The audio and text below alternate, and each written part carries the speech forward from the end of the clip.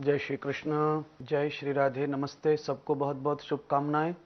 आपके परिवार को, संपूर्ण भारत देश को और प्रत्येक व्यक्ति को, सबको प्रसन्न रखने के लिए रोग मुक्त भारत अभियान का हमारा जो आदर्श है, हमने जो रोग मुक्त अभियान लेकर के हम लोग चल रहे हैं। हम चाहते हैं कि भारत ऋषि मुनियों की दिव्य संस्कृति का देश है और आज हम जी जिस भाव में बैठे हैं, जिस रूप में बैठे हैं, ये उन ऋषियों की ही देन है। जो भी हमें प्राप्त है वो सब हमारे ऋषियों की देन है। समाधान ये है कि हमारे ऋषियों ने हमें जो सभ्यता दी है, उस सभ्यता के तहत हमारी जीवन शैली ऐसी होनी चाहिए कि हम इस दुख तक ना पहुंचे। आपको आपकी रहन सहन संस्कृति का ही परिणाम भोगना पड़ा है और आपके हृदय में इतनी पांच स्ट्रेंग पड़ी हैं, स्ट्रेंग जिन्हें कहते हैं, वो पड़ी हैं। तो अब आगे और इस दुविधा में आप ना पड़ो और आपको तकलीफ ना हो, उसके लिए आप पूरी तरह से जो आज हम आपको ट्रीटमेंट बताएंगे, आपके घर पे रह के आप घर के किचन से ही अपने आप को स्वस्थ रख सकते हैं। सबसे पहले तो यह है कि आप आहार कम कर दीजिए, अन्न का आहार,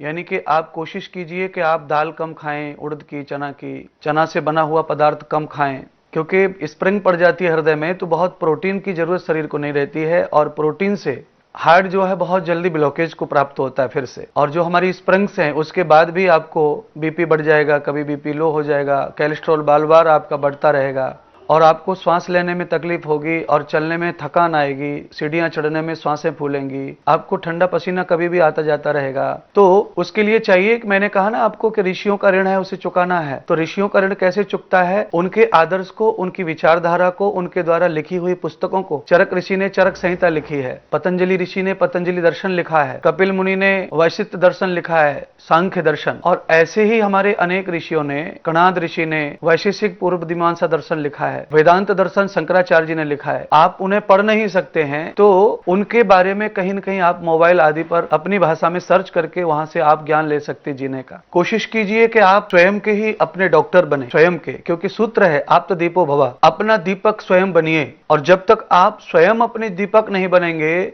हमेशा आप अंधेरे में ही रहेंगे, क्योंकि दूसरे के कंधे पर बंदूक चलाना, दूसरे के भरोसे जीना, ये दोनों धोखे का काम। आपको स्वस्थ कैसे रहना है? आपके हृदय में, आपके साथ साथ देश में न जाने कितने लाख लोगों के हृदय में स्ट्रेंथ पड़े, यानी कि स्प्रिंग पड़ी हुई हैं, किसी के 2, किसी के 1, किसी के 4, किसी के 5। तो जिनका जो हो गया है उसे तो मैं निकाल नहीं सकता हूं, पर जिन लोगों को अभी हार्ट की ऐसी प्रॉब्लम नहीं है कि जिनको स्ट्रेंथ बढ़ाना पड़े, स्प्रिंग डालनी पड़े और अपना यंत्र खराब हो जाए, तो उनको चाहिए कि सबसे पहले वो यूरिक एसिड शरीर में ना बने ऐसे पदार्थों का भोजन करें, यूरिक एसिड बनाने वाले पदार्थों को ना खाएं। तो सबसे ज्यादा यूरिक एसिड बनता है तले हुए पदार्थ से। तो कोशिश कीजिए कि आपका वजन अगर बढ़ रहा है तो आप तला हुआ पदार्थ छोड़ दें। अगर आपका वजन बढ़ रहा है और वजन पहले से ही ज्यादा है तो आपको चाहिए कि आप सुबह कम से कम सृष्टि के ऊपर, धरती के ऊपर जो पत्तियां हैं, जैसे बल है, पीपल है, उदम्बर बोले गुलर है, तुलसी है, नीम है, मीठा नीम है, कड़ा नीम है, नींबू के पत्ते हैं, अमरूद के पत्ते हैं, 2-2, 4-4 लीजिए और उनको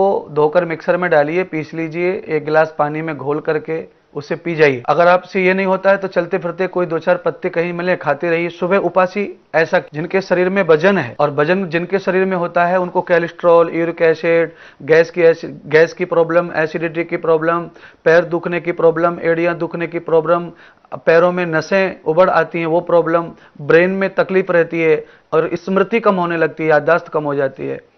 तो सुबह सुबह अगर हम 10-15 वृक्षों की, कोई भी वृक्ष की पत्तियां आप ले सकते हैं, इसमें 4-5 वृक्ष ऐसे हैं जो बहुत कॉमन है, वो आप ले सकते हैं।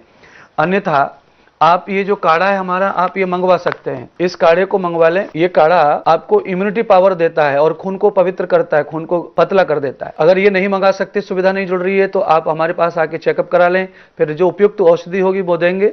पर आप अपने घर पर रहकर भी स्वस्थ रहना चाहते हैं तो अब आपको चाहिए कि आप जो है बहुत मेहनत का काम ना करें। वजन उठाने का काम कभी नहीं करना है आपको, और कभी भी ज्यादा जोर से सीढ़ियों पे नहीं चढ़ना है। आपको नॉर्मल स्थिति में जीवन को अब जीना है, क्योंकि 5 स्प्रिंग पड़ने के बाद आप बहुत ज्यादा काम करने के योग्य नहीं बचते हैं और अच्छी लाइफ लंबे समय तक आप जी सकते हैं। आप सुबह कोशिश कीजिए पत्तियां लेने की, और ये नहीं चलता है तो आप सलाद लेने की कोशिश कीजिए। कोशिश कीजिए कि आप चाय दूध वाली ना पिएं, और कोशिश कीजिए कि दोपहर को आप पपीता रोज खाएं, सेब रोज खाएं, और अगर आपको शुगर नहीं है तो आप चीकू, संतरा अवश्य खाएं, मौसम्मी जरूर चबा के खाएं। आपका हार्ट अपने आप अपनी जगह पे काम ही करता रहेगा जितना बचा है उतना, और आप स्वस्थ लाइफ जी पाएंगे।